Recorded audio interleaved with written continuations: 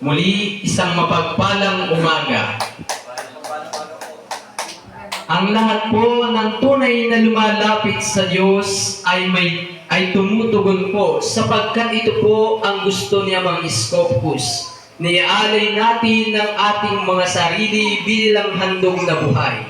Sa paglapit ba natin, kailangan natin gamitin ng ating mga boses upang tumugon kung marapat tumugon. Muli, isang mapagpalang umaga sa ating mga minamahal na kapatid.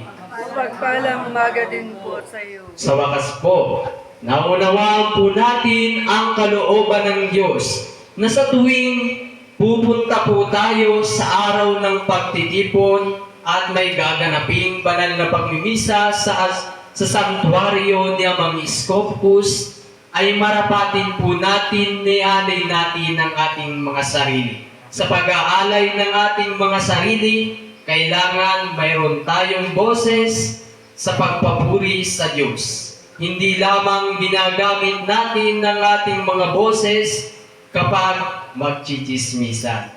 Di ba po mga minamahal na kapatid, mas nakakalugod kung gagamitin natin ang ating mga tinig sa pagpuri sa Diyos.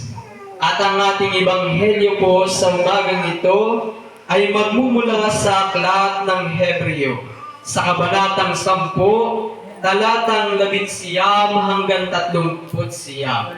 Lumapit tayo sa Diyos. Kaya nga, mga kapatid, tayo'y malaya ng makapasok sa dakong kabanal-banalan.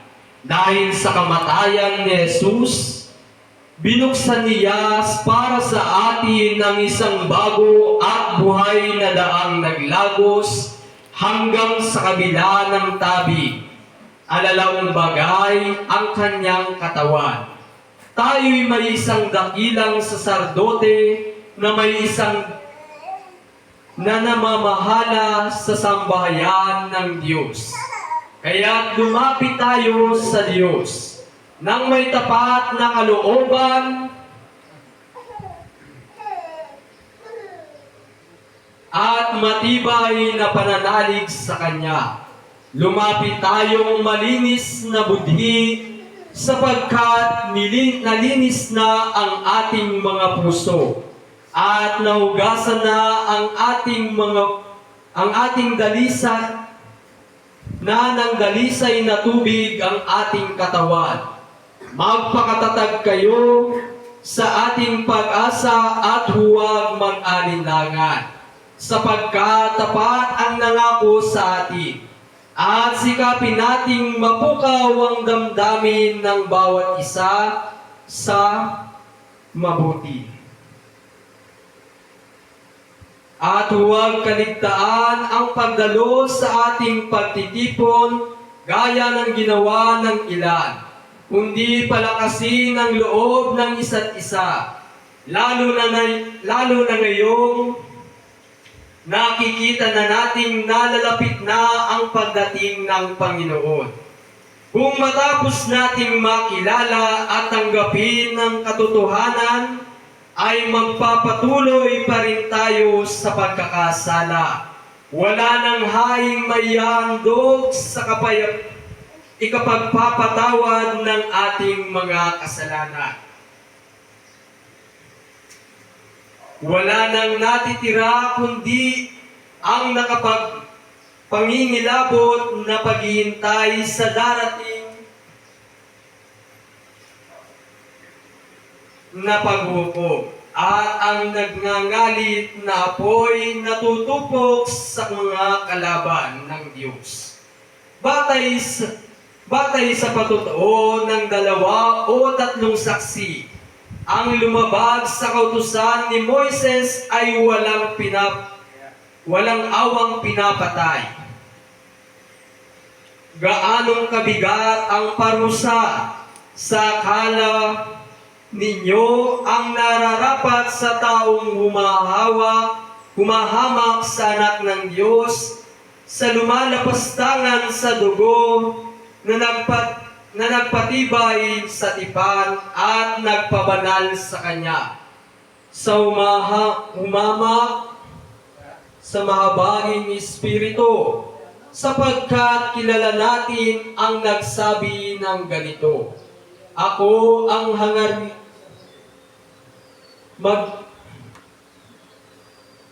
maghirin at nagsabi, hatulan ng Panginoon ang kanyang bayan.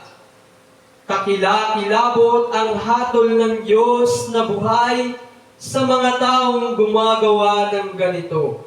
Alalahanin ninyo ang mga araw na nagdaan, kung paanong kayo'y nagbata ng matinding hirap matapos na kayo'y maliwanagan. Ngunit hindi kayo nadaig. Kung minsan kayo'y inaalipusta at pinahihirapan sa harapan ng madla.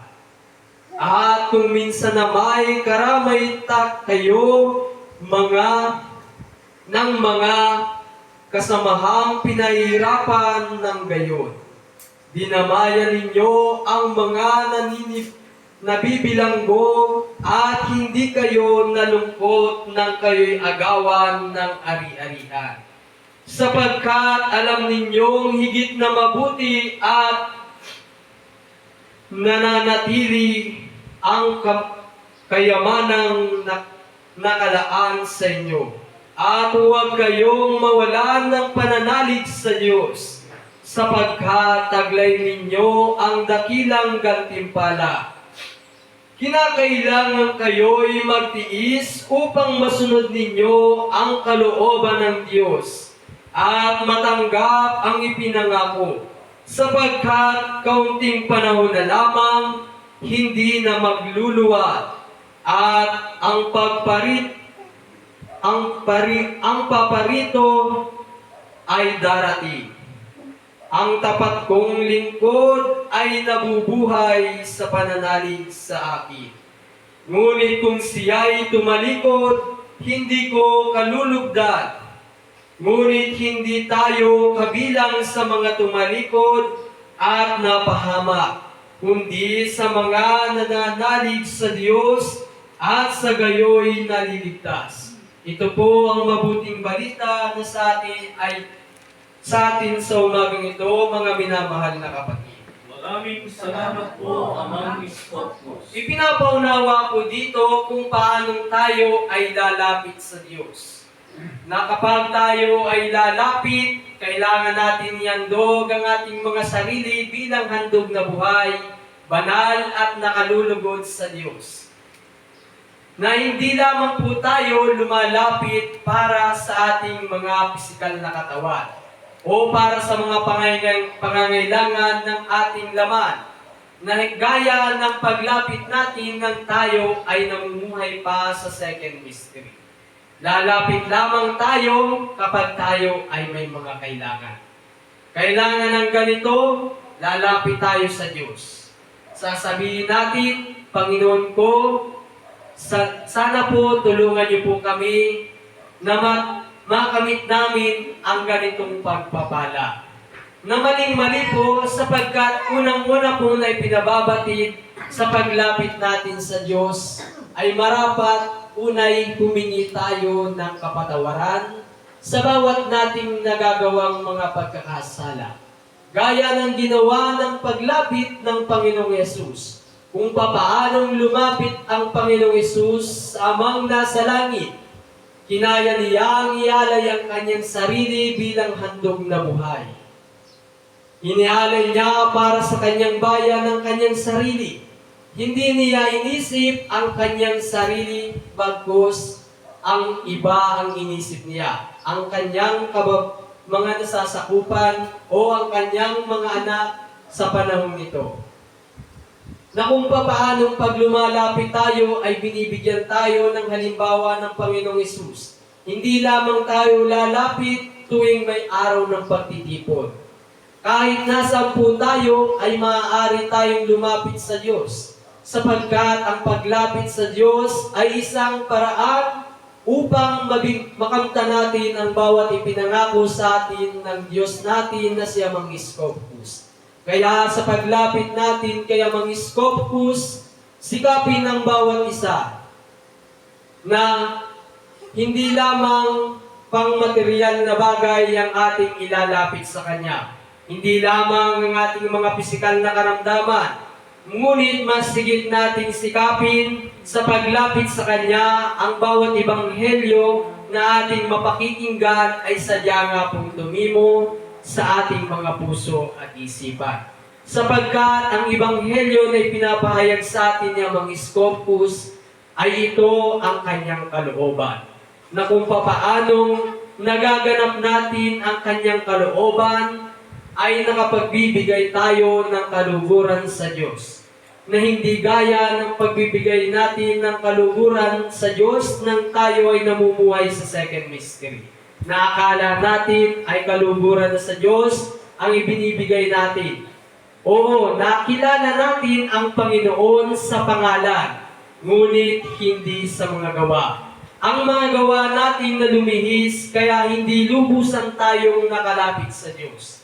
Gawa natin na sa pag-aakala natin ay tama ang itinuro sa atin ng mga pare na natutuhan nila sa mga praile, na minanang katuruan, sapagkat ang sabi nga po sa aklat ng Roma, tinalitan nila ang katotohanan tungkol sa Diyos at pinalitan nila ng kasinungalingan. Sinamba nila ang nilalang at pinaglingkuran ang nilalang at sa halip ang lumala. Na ganun po ang ginawa natin. Ipinagpupresyon po natin sina Birheng Maria o ang mga apostol, kung sino man na mga pinaging banal ng Diyos na hindi naman po marapat. Bagamat po sila'y pinaging banal ng Diyos, ay hindi nila yun kagustuhan. Na sinasabi naman po ng ibang bulaang guro na sila ay mga Diyos-Diyosan. Na hindi naman po totoo yun, sapagkat may sinulat po ang mga santo at santa na nagpapatotoo po na sila ay nabuhay sa Panginoon ng Panginoong Hesus at sila po'y isinama sa kalangitan o sa kaharian ng Diyos. Kaya sa paglapit natin sa Diyos, mga minamahal na kapatid, pakalimihin po natin ang bawat salita na namumutawi sa bibig ng mga nangangaral, kung ito ba ay tunay. Kaya napakapalad po natin, mga minamahal na kapatid, sapagkat natagpuan po natin ang tunay na Diyos. Narito na po tayo at sinasabi din po dito sa ating ebanghelyo na ang pagtalikod ay wala ng kapatawaran. Na hindi na po patatawarin kung tayo pa ay tatalikod. Bagamat ang Diyos natin ay alam natin mapagpatawad. Ngunit kung sa pagtalikod natin ay mawala na tayo sa buhay na ito. Paano pa po tayong makahihingi ng kapatawaran? Ang lahat po ng pagpapatawad ay may hangganan. Hindi na po makahihingi ng tawad ang ating mga espiritu sa Diyos. Kaya sa paglapit po natin sa Diyos, ay ibigay na po natin ng buong kagalakan ang ating mga sarili. At sinasabi po dito sa ating ebanghelyo na kinakailangan kayo'y magtiis upang masunod ninyo ang kalooban ng Diyos at matanggap ang Kanyang ipinangako. Na kinakailangan po natin magtiis sapagkat sa huling panahon ito, sa paglapit natin sa Diyos, ay hirap, sakit at pagtitiis. Mga ikwento ko po, mga minamahal na kapatid, bago po ako napalapit kay Amang Scopus, ay mayroon po akong kasaganaan na natatamo.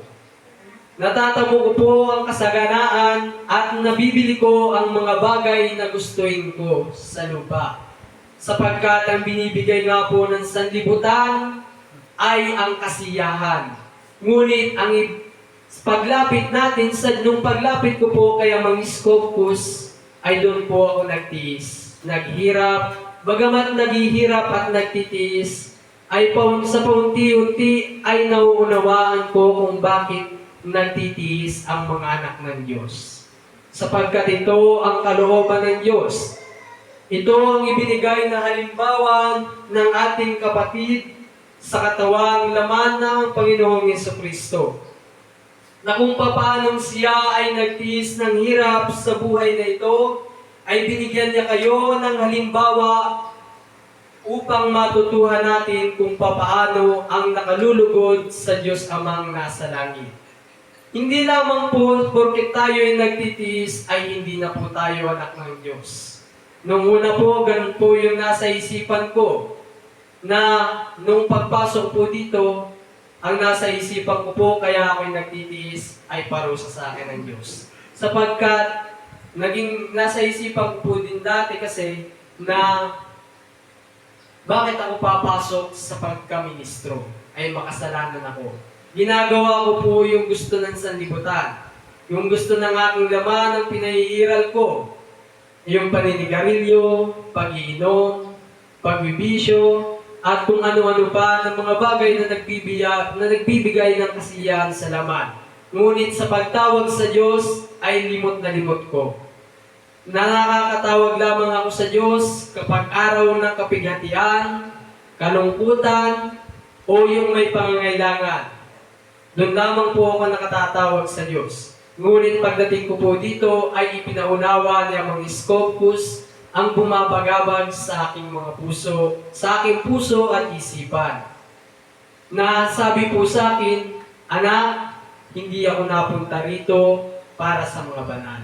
Sapagkat ang mga banal ay kusang lalapit sa akin. Kayong mga makasanlibutan o makasalanan ang siyang kailangan ng aking paglinga.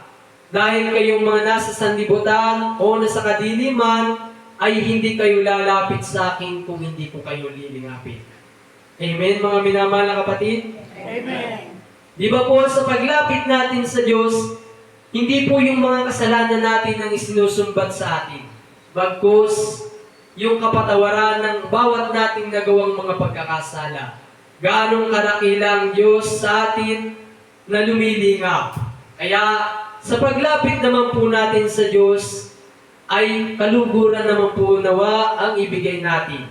Sapagkat ang pagbibigay po natin ng kaluguran sa Diyos ay tayo din naman po ang siyang makikinabang.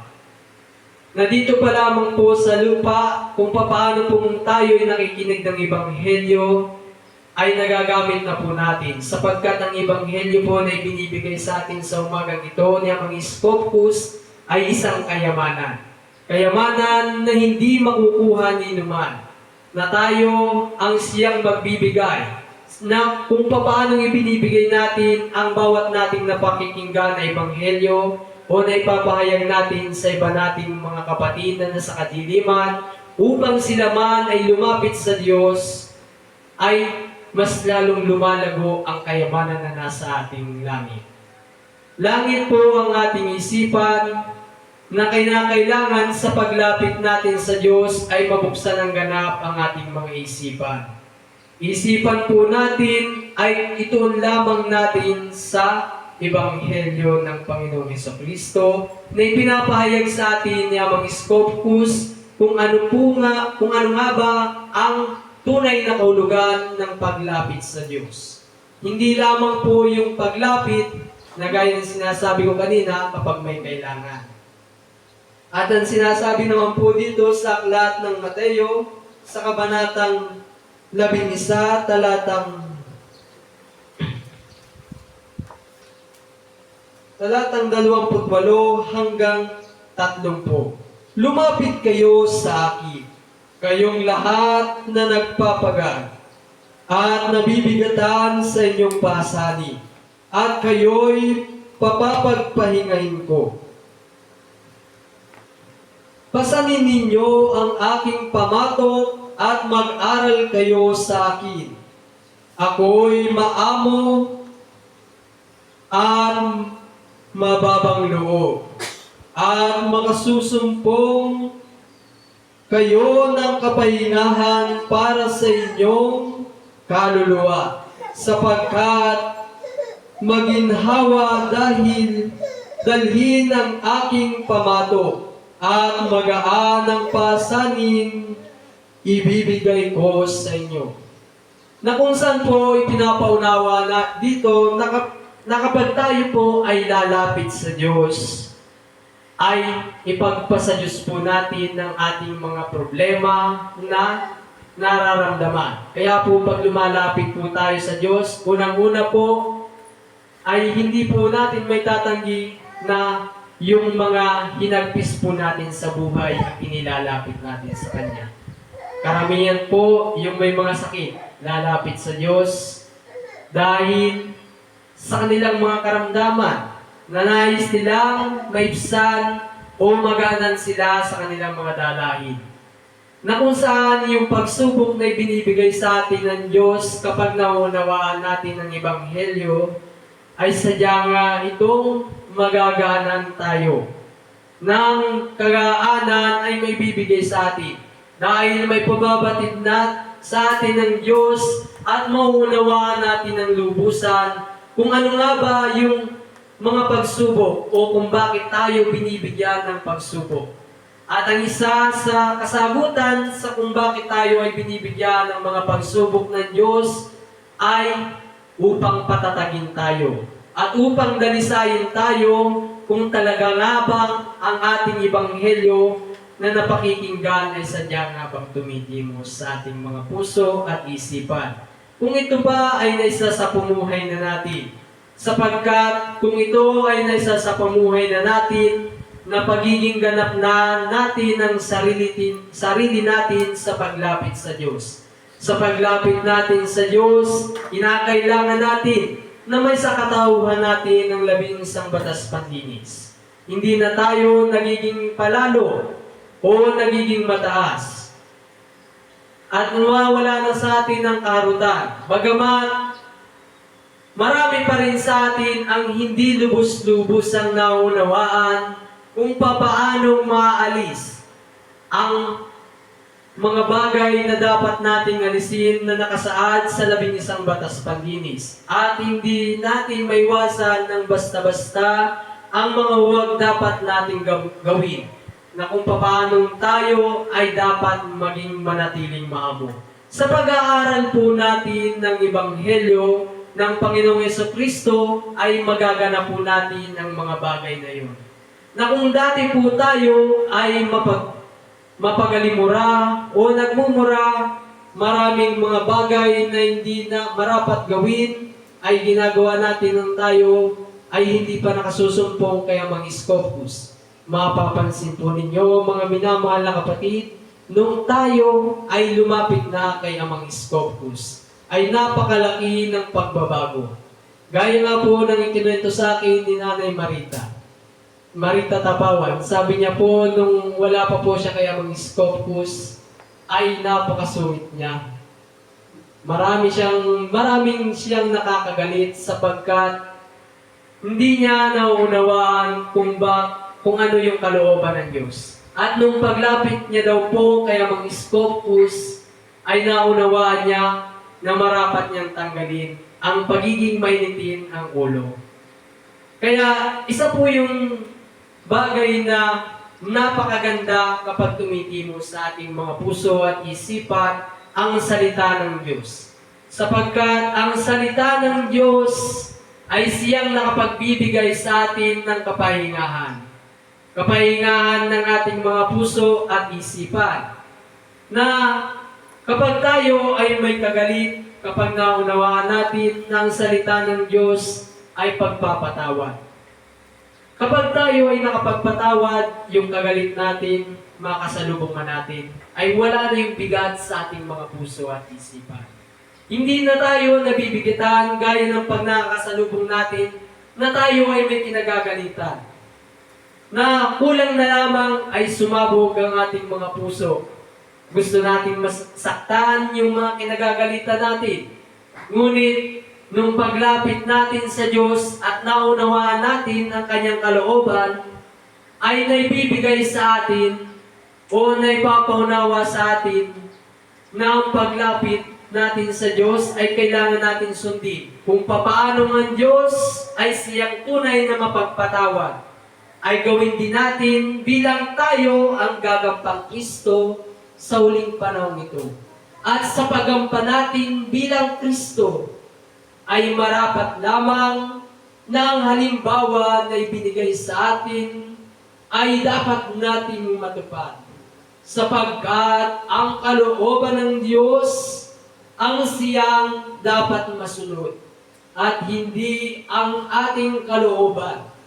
Sapagkat ang kalooban natin ay puro pagnanasa dito sa sanlibutan na nakapagbibigay sa atin ng kasiyahan, na kung papaanong ang kasiyahan dito sa sanlibutan ay ibinapamahagi, ang sa Diyos naman ay kapighatian. Kapighatian na nagdudulot naman sa atin kung papaanong ang aral ng Diyos ay siyang lunas at makapagpapagaling sa ating mga pusong naghihinagpis. Na kung papaanong ipinapaunawa sa atin sa tuwing paglapit natin sa Diyos, kung bakit nangyayari sa atin ang mga bagay-bagay na ito. Bakit nga ba yung mga katanungan natin ay sinasagot ng Diyos? Nasa isipan pa lamang po natin ang mga bagay-bagay. Pag tayo ay lumalapit sa Diyos, ay ibinibigay niya sa atin ng kasagutan. Sa araw-araw, kapag tayo ay nakadaranas ng kapighatian, kapag tayo ay lumalapit sa Diyos o nananalangin, maya-maya may lalapit sa iyo. At sasabihin sa iyo, bakit mo nararanasan ng mga problemang iyon, kung bakit mo nararanasan ng mga bagay na iyon. Ipinapaunawa sa iyo na magtataka kung bakit. Gaya ng paglapit natin kay Amang Scopus, wala tayong pinagsasabihan ng mga problema natin. Ngunit pagbaba ni Amang Scopus, babagbagin ang ating kalooban upang malaman natin, babagbagin ang ating mga kalooban upang ito'y magaanan.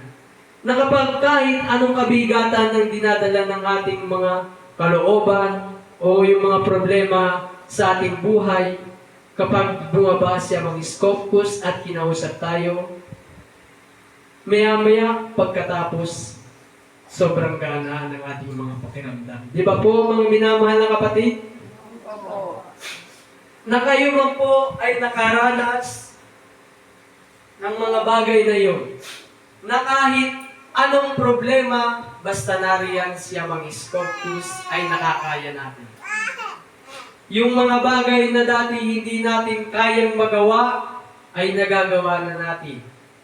Nang dahil sa tumitimo sa atin ang bawat salita ng Diyos. Na kung papaano ang salita ng Diyos ang gumagamot sa ating mga namimigating puso at isipan, ay pagingganapin po natin at lubusan po natin ialay ang ating mga sarili. Sapagkat ito ang hinahanap ng Ama sa atin bilang mga anak. Napakapalad nga po natin sapagkat hindi na bilang Panginoon ang pagtawag natin. Bakit po napakapalad natin? Dahil tayo ay inari ng Diyos na mga anak, kahit na anong pagkakasala ang binibigay natin sa Diyos ay pinapatawad niya po tayo. Gaya po ng mga magulang dito sa lupa. Hindi ko man po malahat sapagkat hindi nga po lahat ay nakauunawa na kung papaano kapag nagkakasala ang kanyang mga anak dito sa lupa ay ipinababatid po ng Diyos, ganun din po ang pagpapatawad ng magulang dito sa lupa at ng sa langit. Kaya yung mga anak po dito sa lupa ay ang sinasabi po sa Ebanghelyo din, na sundin ninyo ang inyong mga magulang sapagkat sila ang Diyos ninyo dito sa lupa. Na kung paano ang ginaganap ng Diyos kahit pa makasalanan ng magulang sa sanlibutan, nakikiayot, ay ibinibigay ng magulang ang pagpapatawad sa kanyang mga anak. Binibigay niya kahit anong pagkakasala, mabigyan lamang ng kaluguran o kagaanan ang nararamdaman ng kanyang anak.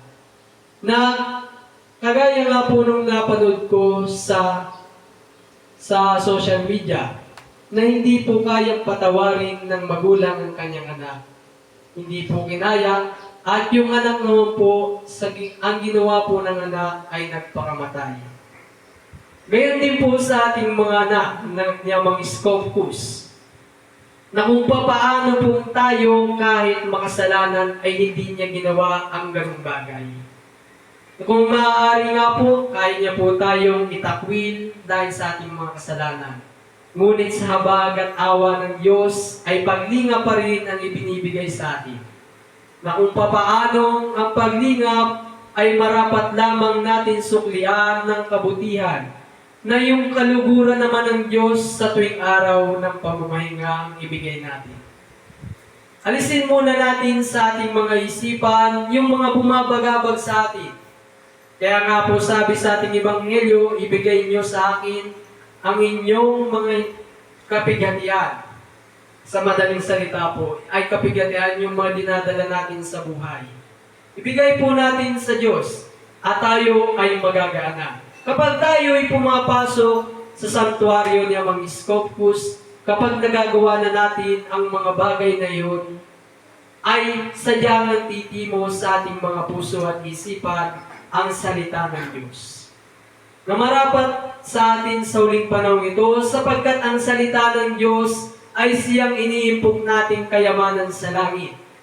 Na doon makikita kung marami nga pong tumimo sa ating mga puso at isipan, ngunit hindi naman natin ito ay sinasagawa, ay baliwala lamang ito. At gusto din po ng Diyos natin na tayo man po kahit matatanda na, ay masikap natin na maakay ang bawat sambahayan natin upang sila man po ay makalapit sa Diyos. Nang paglapit nila sa Diyos ay kaluguran ang naibibigay natin. Hindi lamang po, sabi nga po sa 11 batas panlinis, alisin ng karamutan. Karamutan po ang isang bagay na nakarinig ka ng salita ng Diyos at hindi mo kayang ibahagi sa iyong mga mahal sa buhay. Sa mga mahal mo pala mga sa buhay, ay hindi mo na maibigay, gaano pa kaya sa iba kung kaya mong maibigay. Na may papakita mo lamang po kung mayroon ka ng kayamanan sa langit, na sa paglapit mo kung lumalapit ka sa Diyos at mayroon ka ng kayamanan sa langit, ay may papakita mo ito sa gawa. At sa ngayon po ay naunawaan ko na po. Dati po ay kung paano pong nilalabag ko po yung kagustuhan ng aking ama dito sa lupa, na yung ayaw po ng aking ama ay siya kong ginagawa.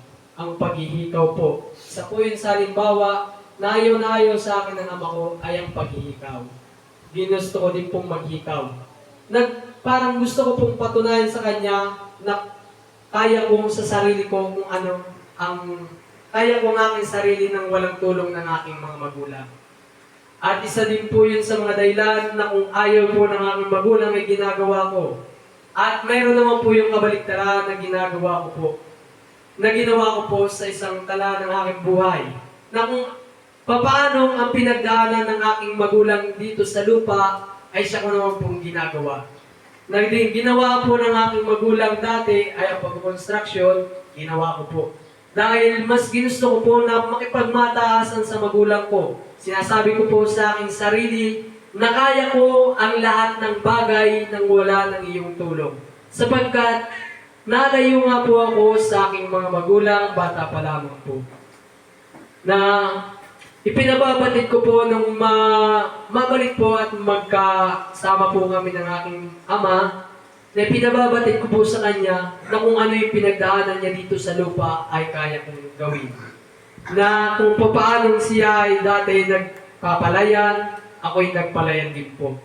Nagtrabaho din po ako sa palayan. Kung paano siya ay nag-construction din po ako. Nag-company din daw po siya, ay ako po'y nag-company din. Nag-bakery siya, nag-bakery din po ako. Na kung paano isa sa pinakamaganda na tinularan ko ngayon, na ginawa ko din pong masundan, ay ang kanyang pagkasasardote. Na isa po sa pinagpapasalamat ko sa aking magulang, bagamat hindi ko po lubusang nasasabi sa kanya ng harapan, ay sa paunti-unti po ay naipadadama ko po sa kanya ang pagmamahal ng isang anak na nangulila. Na sa pagbawi pa lamang po ng mga bagay-bagay na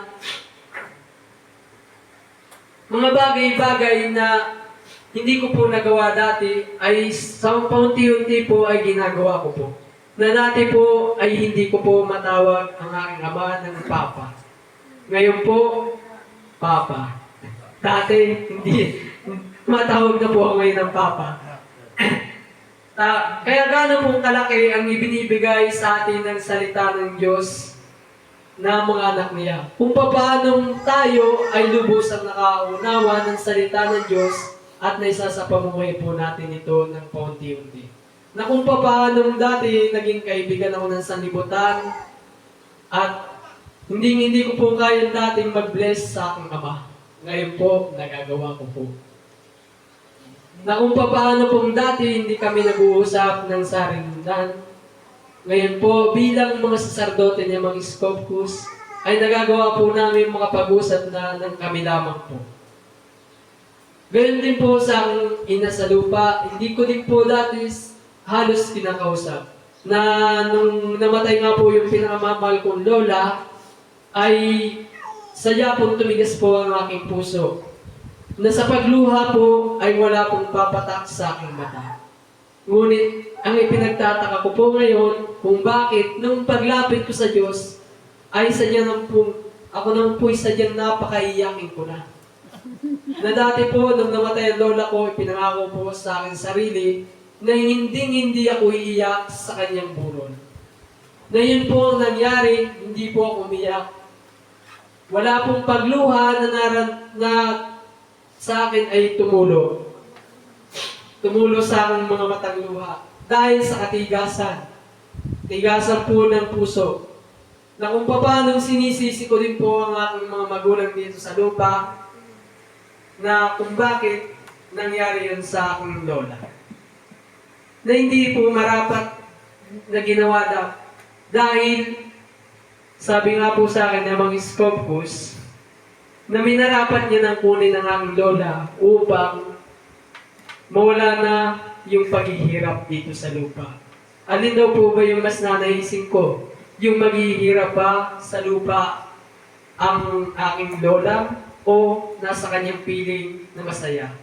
Siyempre po, mas pipiliin po natin bilang sa ating mga nagmamahal, yung nakasisiya sa ating mga minamahal. Kung paano nga pong minamahal natin ng ating mga magulang, ay ganun po natin binibigyan ng kasiyahan. At kayo nung pong mga magulang, kung paano nyo pong binibigyan ng kasiyahan ang inyong mga anak, may bigay lamang po ninyo ang kanilang mga pangangailangan. Na sa iba po ay hindi po maunawaan kung paano ang hirap ng magulang na dinaranas. At isa din po sa sinagot sa akin ng ama nung pag-uwi ko kahapon sa San Antonio, Quezon, na kung bakit niya ako ay pinabayaan sa sanlibutan. At sinagot niya po sa akin, anak, ama mo lamang ako dito sa lupa, na kung ang Diyos nga ay hindi tayo diniktahan ng dapat nating gawin. Hindi nga tayo binigyan na ginawa tayong robot, hindi niya tayo ginawang robot na dapat pasunurin. Binigay ko sa iyo ang kalayaan, pero hindi ako sa iyo nagkulang ng pagpapaunawa. Bagamat ganun po ang nangyari, ay lubos-lubos ang kupong naunawaan kung bakit po ako napadpad sa sanlibutan. At pinagpapasalamat ko rin po na napadpad din po ako sa sanlibutan, bagamat ang sanlibutan po ay kasalanan. Na naranasan ko po kung paano maging makasalanan. At para po sa akin, napakalaking pagpapasalamat ko po dahil mauunawaan ko po yung mga bagay na hindi nakalulugod sa Diyos. at nakalulugod sa Diyos. Sa pagpapaunawa po sa akin ng aking Ama dito sa lupa, na gayon ang ginawa niya. Dahil siya isang lingkod ng Diyos, na ang mga anak natin dito sa lupa ay hindi din natin dapat diktahan. Ang ganap lamang po natin ipaunawa bilang mga magulang dito sa lupa ay ang paggabay sa kanila. Na ipapaunawa natin sa kanila kung ano ba ang marapat nilang gawin. Na hindi yung gusto natin bilang magulang ang siya nating gaganapin. Hindi po isang robot ang ating mga anak. Bagamat sila ay nasasakop natin, ay meron silang kayaan na magpasya sa kanilang sarili. Kung pipiliin nila ay ang Diyos. Ganyan po ang ginawa sa atin niya mga Scopus. Kung pipiliin mo ako, o ang magbibigay sa iyo ng kasiyahan. At hanggang dito na lamang po mga minamahal na kapatid ang ating ebanghelyo. Bagamat po bitin po ang ating ebanghelyo sa umagang ito, nawa po ay may naunawaan po ang bawat isa. Hanggang sa muli po mga minamahal na kapatid hanggang sa uli po ay nawa ay may kwento ko sa inyo ng lubusan. Sapagkat hindi ko na po kayang ikwento sapagkat ang pagluha po ay lubos-lubusan sa akin. Hindi ko po batid na dati ako hindi ganito, hindi ako maluwain. Ngayon, pinagtataka ko po ng paglapit ko sa Diyos. At meron din po ako nakitang isang kapatid nung pagmisyon po namin sa Kawit. Napakalaki po niyang lalaki. Siga po, maskulado. Pero parang siga po titignan, pero matapang po siyang ang kanyang pananalita. Ngunit itong pagbaba ng Ama, yun, buhos ang luha. Sabi ng Ama, walang matigas sa akin. Kapag ako ang sa inyo ay lumapit. Ito po ang mabuting balita, purihin ng Diyos. Ang lahat po ay nangiyang tumayo para sa ating pagdarasal.